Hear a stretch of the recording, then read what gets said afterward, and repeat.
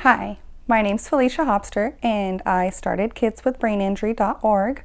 It's a foundation for pediatric brain injury survivors. I actually started it because on September 24th, 2009, my son was hit by a car. It started off being like any other day. I went to work and he went to school, and then we came home and he had about 8 minutes before open house, and the little neighbor boy came over and he says, "I think your son was hit by a car." And being an x-ray tech over at Rady's Children's Hospital, I didn't think much of it. Maybe a broken arm, broken leg.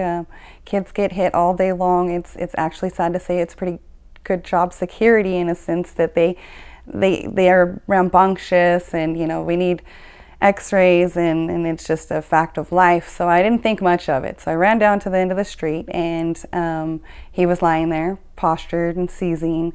Blood was coming out of his ears, nose, and mouth, and at that time I knew that he might not survive, and if he did, he definitely would have a brain injury. They said they'd take him to Rady's, which I had just gotten off work early, so I went right back as a patient this time, though. Never been a patient.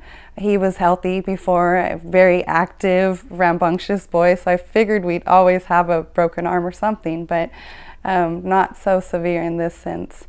So at the scene, everyone was there, and I thought that this couldn't be happening to me, especially being a x-ray tech over at Children's and seeing it happen to others. You just think that maybe you're exempt from it.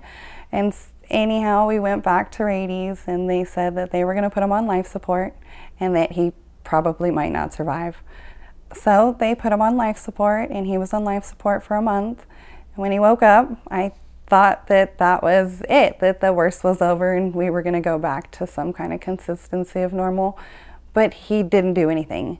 He just lied there forever, kicking his leg and looking at the wall, and was unresponsive to anything that you did. So I thought at this point, they asked me if I wanted to put him in a convalescent home, and I had just had a normal kid a month ago, so this was all too surreal for me. They said I could take him home like this, and so he was like a 9-year-old newborn child, and changing diapers and feeding him through a G-tube. He ended up getting a G-tube as well as a baclofen pump, which is a medical device implanted in his stomach. It gives him baclofen, which is a drug that controls spasticity and tone, and without it, he would still be wheelchair bound to this day. He actually walks now. He talks. He didn't talk for a long time. They said he probably never would talk. And then about 5 days later, he just wanted to call the dog, and the dog wouldn't come to him because he didn't talk. So he started talking the dog's name only, and which we were ecstatic. The voice box was really technical, and he didn't want to use it, but it is a great device if you had to use it. Some of our friends that we've met along the way have voice boxes still to this day, and they're still wheelchair bound. So each brain injury is different. It lasts forever. It definitely doesn't go away. Our normal will never be normal again. There is no normal in our household. We definitely don't look towards the future like we did before. Oh, going off to college, doing great things. We just now live day by day and take everything for what it is, not for granted, like walking and talking and eating. He's back in school. He's doing great, but it's different. He's a special needs child now. He's totally different. I think the biggest advice I've learned along the way from another brain injury parent is that you never get to mourn the loss of your child, because they're still here. Everyone sees that they're still here, they're still alive, but they're not. It's a totally different personality. It's totally different aspirations, goals, dreams. So it's having like two childs in the same body, two different personalities.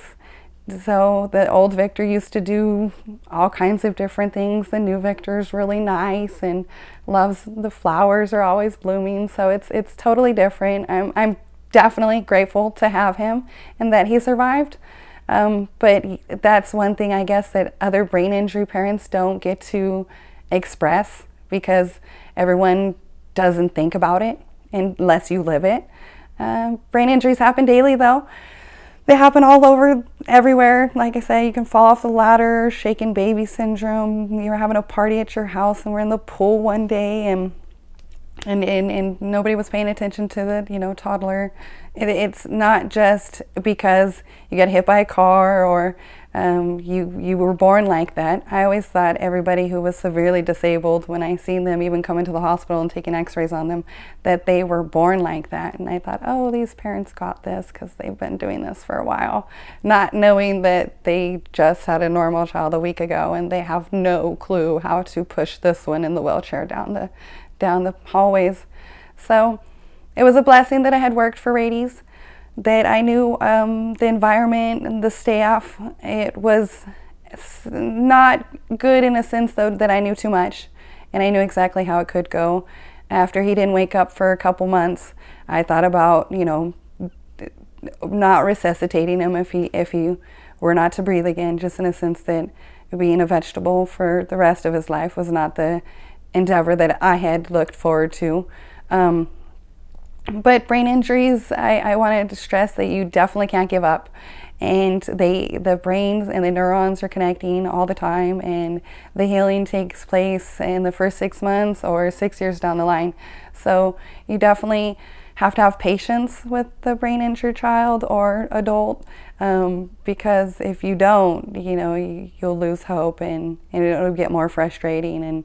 And don't dwell on what you had, more so be happy what you've gained and look forward to each day in a different sense. Now that he's been a special needs, I've met great parents. I've had the ability to do great things, and I hope that just getting the message out to other brain injured parents that you're not alone, that there are other parents out there, and that this happens daily, and don't feel guilty in the sense that you weren't paying attention or it's all your fault. Just kind of move on and look towards the resources that you do have.